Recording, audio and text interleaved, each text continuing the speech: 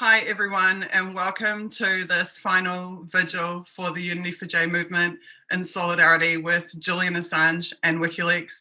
My name is Suzie Dawson. I'm a journalist, an activist, and the president of the Internet Party of New Zealand. It has been 15 months since we kicked this movement off with what was called the Reconnect Julian stream in March of 2018, after Julian was disconnected from the internet and prevented from having communication with his friends and family. It was then that myself, Kim.com, the founder of the Internet Party, journalist Elizabeth Leah Voss, journalist Cassandra Fairbanks, Emmy Butlin from the Julian Assange Defence Committee in London, Ray McGovern, CIA veteran CIA analyst, Caitlin Johnston and H.A. Goodman, John Kiriakou, the CIA torture whistleblower, Lee Camp, the comedian, and Ron Placone. We all started these marathon vigils for Julian to try to raise support for him, and most importantly, to fill a void and to make sure that when Julian was silenced, that we didn't sit silent, but that we raised our voices in support of him and sent a very clear message that we would not be silent. Since then, so much has happened. The Unity for J movement launched an organising platform, and thousands of people flocked to that platform. We began holding monthly vigils that just got bigger and bigger and longer. Across the span of 15 months, nearly 100 high-profile public speakers have joined this movement and spoken in support of Julian. Of course, in April of this year, Julian was arrested and he's now in Belmarsh prison. And it has been fantastic to see that, particularly in the last few months, but across this year, there has been a massive upswell in public support for Julian. There has been an increase in the number of public support events for him. Today, 2 activists in Melbourne were arrested at an action in support of Julian Assange, which is the first arrest that I'm aware of in the support movement for him. These acts of public disobedience are what it's going to take to really put enough pressure on the governments to eventually free Julian. And I do believe that the trajectory we're on is that Julian will eventually be freed by the concerted efforts of people all around the world. Recently, we've seen in London some pretty high-profile public events being held by some of the Unity for J people, have been in attendance and have spoken, but primarily organised by what's known as the Julian Assange Defence Committee. That committee has been organising outside Belmarsh Prison, outside the Magistrates Court, and holding these speaking events. They've now expanded to multiple subcommittees and teams with letter writing campaigns, with campaigns of outreach to members of parliament. And there is also likewise a huge organising effort going on right now in Australia. Due to the massive growth of those efforts and to the pertinence of having that London support base for Julian, Unity for J has decided to close down our public events for the foreseeable future and to throw our organising weight behind the Julian Assange Defence Committee in London. Emmy Butlin, the organiser of that committee, will be joining the stream in about 20 minutes' time to have a talk to us about those efforts and how you can help to support them. The Unity for J social media accounts will continue to operate as normal. The organising platform on Discord will still be there as a resource for everybody. It is only these vigil events that we will be discontinuing, so that those of us who've been involved in them can move on to support some of the other high-profile London events and Australian events going forward. It has been an amazing 15 months. There are hundreds of people behind this movement working on the tech side, on the social media side, on the organising platform, that are the unsung heroes of it. We'll talk a little bit more about that as the stream goes on. Someone in the YouTube chat, actually one of our team has just said, it's moving, the chat's moving so fast. He said, all the thousands who every day are promoting efforts around the globe to save Julian using the hashtag #UnityForJ are the foundation of this movement. And I'd just like to say, we actually stopped counting at 350 million social media impressions for Unity4J. This has been of a scale that has exceeded anything. I mean, I thought I'd been involved in some big movements before, but this has really blown that out of the water. I think over 20,000 Twitter accounts have participated in sharing content to the hashtag. It has been an absolutely mammoth success. And that is because of the 100 panelists we've had. It's because of the 3,000 volunteers that we've had. But Bjorn, who's just said that in chat, is absolutely right. It's because of every single one of those people who made this hashtag a success. I would just like to point out that I saw today that, we know that over the last week, Reporters Without Borders finally issued a statement in support of Julian. But I saw two other pieces of news today which were quite promising. One was that PEN International, which is a huge supporter of at-risk journalists around the world, have also issued a statement in support of Julian and saying that they reject any effort to extradite him to the United States. But there was also another piece of news, which is here on my timeline somewhere, which is that a conglomerate of journalist unions around the world, including the Australian Journalists Union, have also issued a statement in support of Julian. And that one is a long time coming. So we were really, really heartened to see that. And we've also even seen some publications which have traditionally been quite hostile to Julian in the mainstream, printing really quite factually based articles in support of him, and again rejecting the notion that he would be extradited to the US.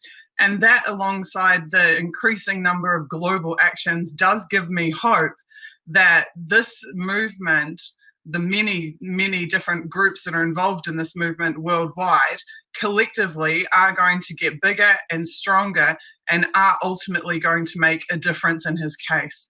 I've been hesitant to claim any successes other than what's obviously reflected in the stats that the movement has achieved. But it's undeniable now that there is a groundswell of support calling to free Julian and to prevent extradition to the US. And I'm really heartened by that. And I've been watching Emmy Butlin and the London crew's efforts for years and years and years. And I've watched them go from 3 people to 5 people to 8 people to 20 people to hundreds of people, and shutting down Marylebone Ave, wasn't it, for I think 3 hours outside the first court hearing after Julian was arrested.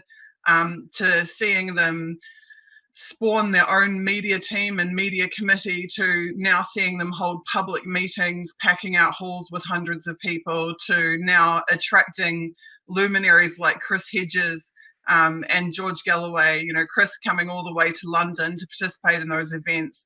And I think that the JA Defence Committee will go from strength to strength and will build into the real on-the-ground grassroots movement that we always hope to see. And it feels like we're there right now. Another thing too is that in the wake of the 2016 election, we felt that it was really important to not pigeonhole the support movement for Julian along ideological lines, as is so easy to do. And it was a really important statement to show that left and right and everything in between could come together on work on a single focus movement together, and to set aside their personal politics and their affiliations.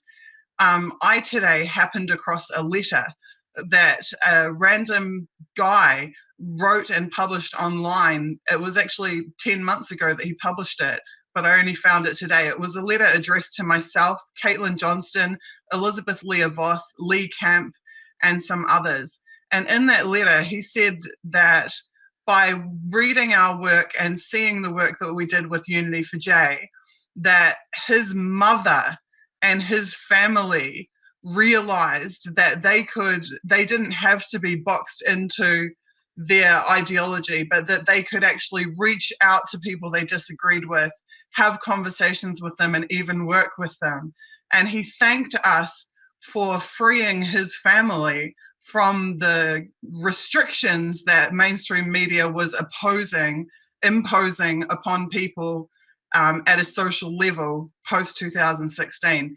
And to read that was really meaningful for me, because it showed me that message that we were putting out, that it's okay to work with people that you don't agree with, that it's okay to do that, that we don't have to box ourselves in and separate ourselves from each other. That message did really penetrate. And I think for the timing that we started this movement 15 months ago, that was the perfect time. It was the time that people needed to see and hear that message.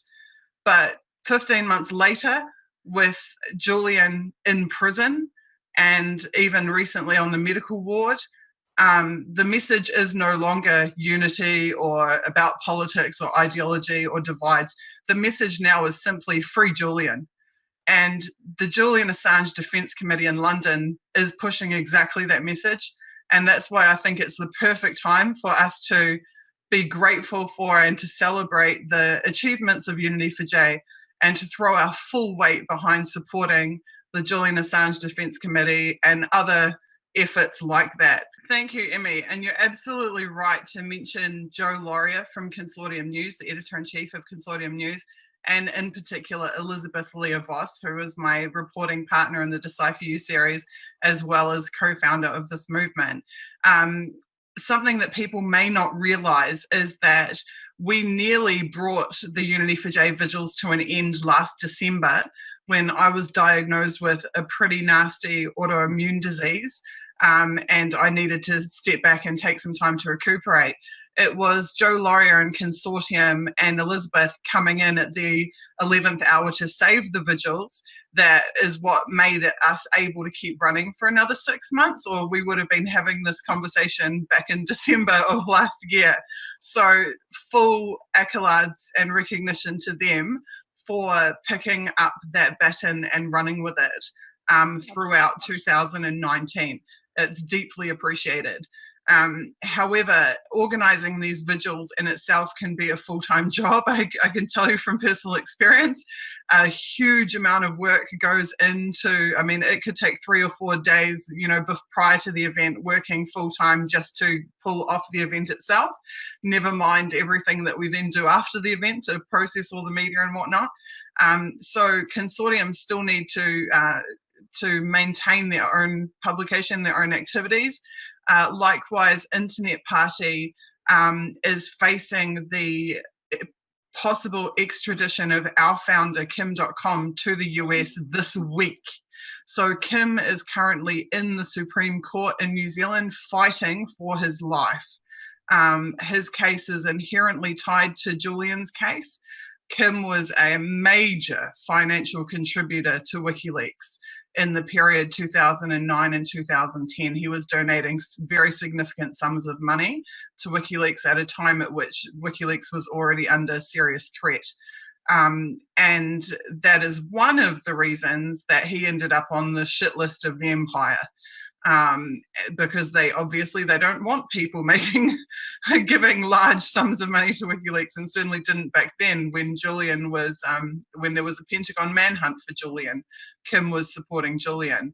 And many of you will know that Julian and WikiLeaks consistently amplified support for Kim across the last 7 years of Kim's legal battle against the empire.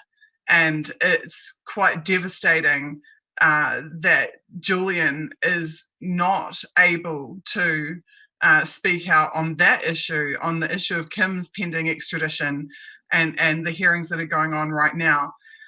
Equally devastating that Kim has 5 young children and a beautiful wife, and is facing having his family ripped apart. So Internet Party needs to be also in a position to support Kim, no matter what the outcome is. we have an election campaign to run next year, and we may well be having to run a freekim.com movement in the next year as well. So we have to take that into consideration. Internet Party made a decision, an ethical decision at the beginning of Unity for J, not to put our political branding on this movement and not to lay claim to this movement, because we didn't believe that any political party should be branding a movement to free Julian Assange. We believe that the issue was paramount, and that we supported it on principle, not for our own benefit. But we did pour significant amounts of our resources, and particularly our human resources, into it, which we have no regrets for doing. In fact, we're very, very pleased to have done it. But we do also have to reserve something to work on other issues, such as Kim's possible extradition and other things. So there are numerous reasons why now is the right time for us to celebrate the fact that so many other people are becoming active on the issue, that we actually can take a breather and reassign some of our resources to fighting those parallel battles to Julian's freedom, because if Kim ends up in the US, Kim is being prosecuted by the same prosecutor who's prosecuting Julian. It's the Eastern District Court of Virginia. It is exactly the same people who went after John Kiriakou. It's the same people who are going after Edward Snowden. Same people who are going after Julian Assange are the exact people who are currently this week trying to extradite Kim to the United States. So these are some of the issues we're facing. We're as determined as ever to fight for Kim, just like we fight for Julian. And I know we'll have the support of many of the supporters of WikiLeaks as well in that battle. Absolutely. I'm going to have to leave right now, but I will say that an hour ago you sent me an advance copy of part 2. And all I can say is, this is an investigative journalist of the caliber of Robert Perry, for example, John Kiriakou. I mean, I just wish, Suzie, that way back in the day, when I was head of the Soviet Foreign Policy branch, that you were old enough to work for me. She's done an incredible job on part 2, and it's very, very relevant and to WikiLeaks and all what's going on now. And it's a big, big gift to the rest of us, because now we know that this British-US nexus, where they're trying to get Julian and make sure that people thought he was a Soviet or Russian stooge, that started not in 2016, but in 2009, okay? And Suzie documents that. So I'm sorry I have to leave now, but I want to leave you with that message. When Suzie pushes the send button, the first thing you want to do is read part 2 of her magnum opus. Thanks very much. Ray has just rendered me speechless. At a time when I was about to try to read solidarity statements from everybody, and now I'm going to sit here and have a little cry like a baby, honestly. Because like Ray's opinion means so much to me. It's impossible for me to describe how much respect and love I have for him. And I didn't ever write a single article because I wanted to be a journalist, or because I wanted people to say nice things about me on a stream, or for accolades. I only ever wrote because there was a need. There was a need, and because it wasn't being addressed in the mainstream. Things were being hidden. People's stories were being hidden, and what they were enduring and going through was being hidden. And I learned in 2011, excuse me, crying. I learned in 2011 that we couldn't depend on the media to do it for us, and we had to do it for ourselves. We had to, and that's why I became a journalist. And many times when I'm writing articles, I don't want to write them. I don't want to write them. It's hard. It's hard. I'm writing about topics which are contentious topics, which I know that as much as some people will laud me, other people will despise me for having spoken the words. and I'm juggling so many things, not just activism things, but my domestic situation. I'm constantly putting other things on the back burner to write these pieces, and I never know when I'm writing them if they'll touch anyone or if they'll have any impact whatsoever. I don't do it for money. I've never made even a fraction of what I did in my former professional life as a journalist. It's never been about that. I've always written when I felt in my heart that what I was writing needed to be said. And I think to a certain degree, those words that I write are coming from a higher place. And I mean that sincerely. Sometimes it's like I'm channeling the words onto the page. It's not any personal intellectual brilliance on my part. But to last week, Chris Hedges told me that my article was great, and I felt like I could die happy. I felt like Chris Hedges, I've been studying his work for so many years. I listen to every video, every presentation he does. I read every article he writes. People like him are giants. People like Ray McGovern are giants. And to this day, I can't believe that I'm sitting here with them or that they've ever read a word I said or cared about it. It's a phenomenal and unexpected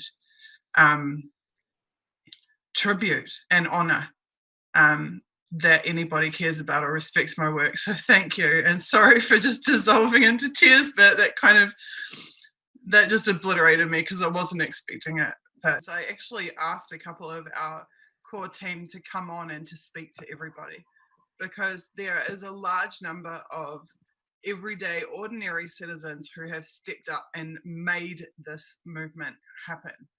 And some of them are seasoned activists who've worked on other movements with me dating back years. And some of them, this is their first movement and the first time that they've ever felt compelled to join in an activism effort. And they've stepped up and produced at just an incredibly professional level, and given so much of themselves and never asked for anything in return. We all feel that pull, that if not us, then who, and we all pull together and do it.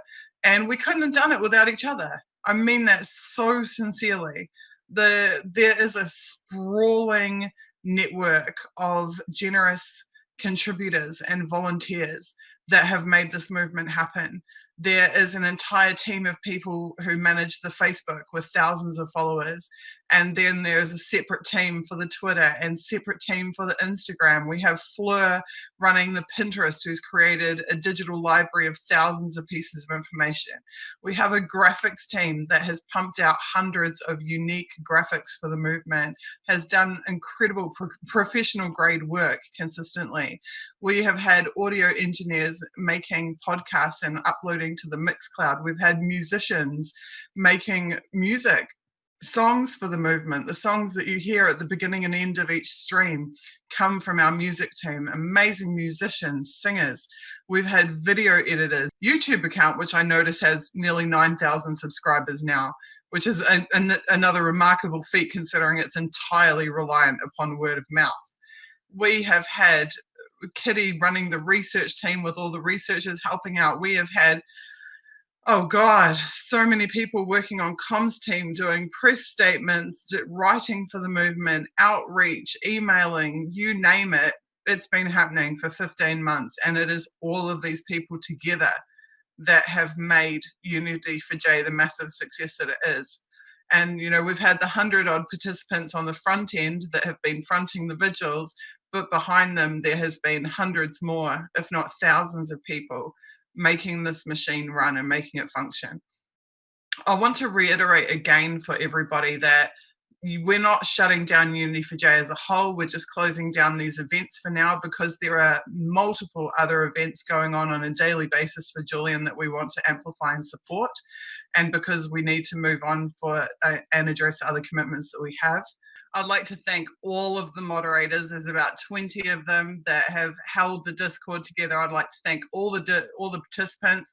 When I was mentioning all the different teams before, I forgot the translation team.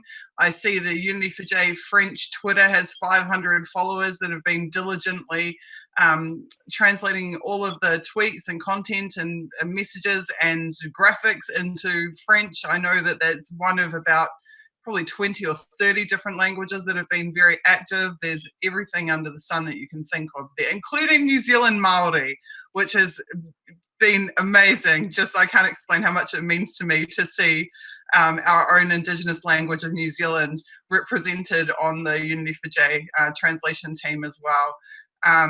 Guys, what else can I say? You know, it's just been absolutely fantastic. Please do everything you can to support all of the efforts to free Julian around the world. And I have just now hit publish on Freeing Julian Assange Part 2. It's now up on Contraspin and ready for people to read. Thereafter, I will publish sometime in the next week, Part 3.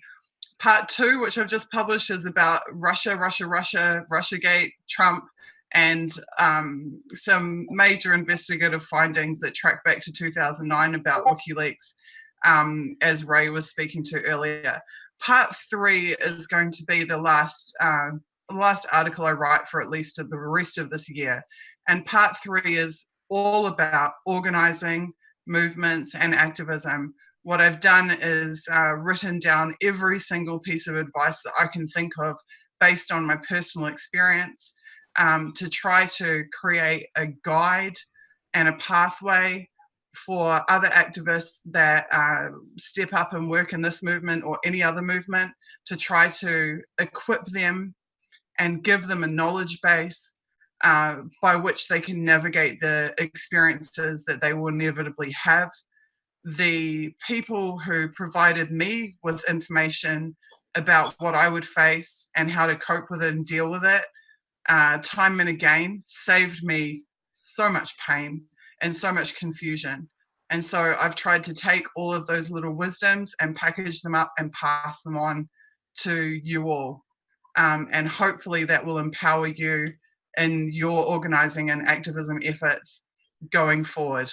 I'd like to point out again that Kim.com is facing extradition to the US this week in the New Zealand Supreme Court. And I'm going to speak a little bit out of turn just to tell you guys something. It's actually been haunting me for months that I felt incredibly guilty on a daily basis that there isn't a movement to prevent the extradition of Kim.com in existence, because we've all been so focused on Unity for J. When I went to Kim, and Kim gets smeared too a lot.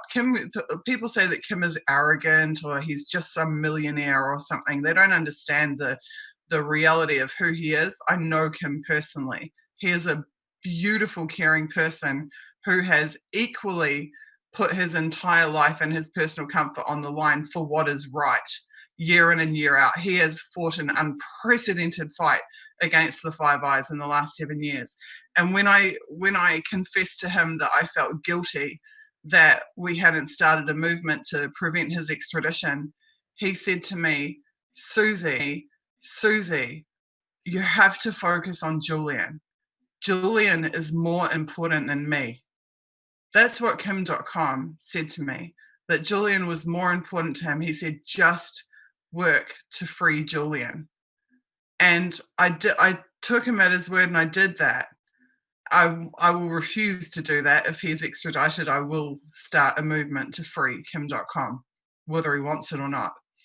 But the fact that, that's how he sees it. He sees it as Julian's contribution to our generation and to society as a whole as being paramount. And you can see that all over Kim's timeline every single day.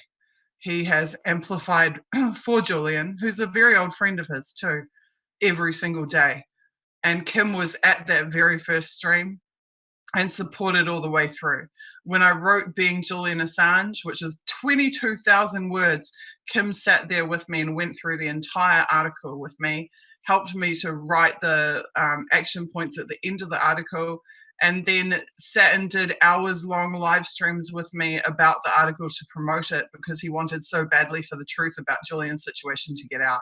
So that's the type of selflessness that he possesses, which is something that people don't understand or have any idea really about him at all. But he really is someone, and again, when we did the marathon streams, he dropped everything and sat for hours on end to put those streams together and help to be a part of them. So these are the types of beautiful people of integrity that have been involved in this throughout. I've been hinting that I have another campaign coming up. I started working on that campaign in September of last year in preparation for its launch. It will launch sometime in the next 4 weeks. I won't be fronting it, but I'm very involved in it, and you'll just have to wait and see what that is. And I'm very lucky to have another dedicated campaign team that has been preparing that. I will be dropping out of the media for the rest of the year while those other efforts progress. And thank you all so much for being so good to me and for supporting me and for supporting each other and for building this incredible achievement that is Unity for J of the last 15 months.